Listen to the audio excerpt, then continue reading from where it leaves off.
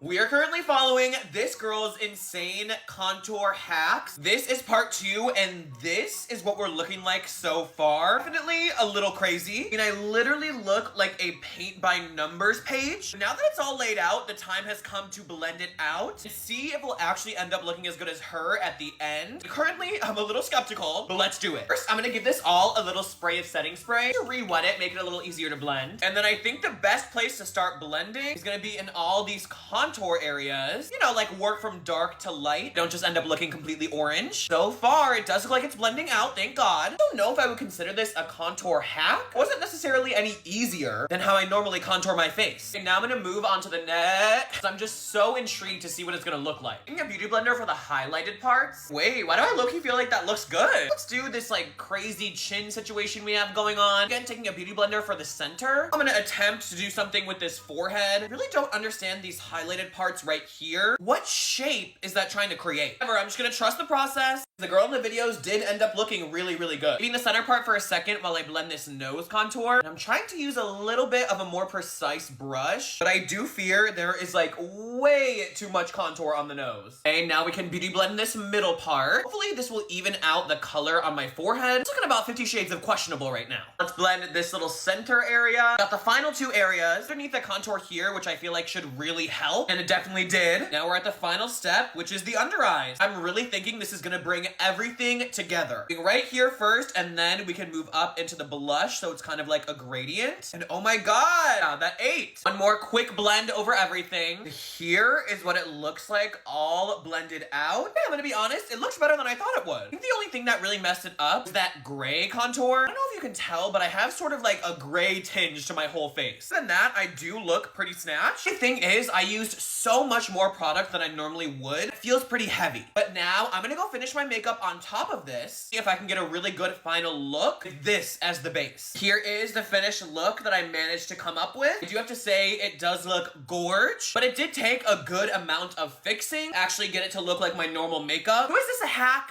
No. Is it mostly for clickbait? Yes. But can you actually get a good finished look with it? Also yes. Let me know down below if you would ever try this, and if you think I slayed the look. Okay, bye guys, love ya.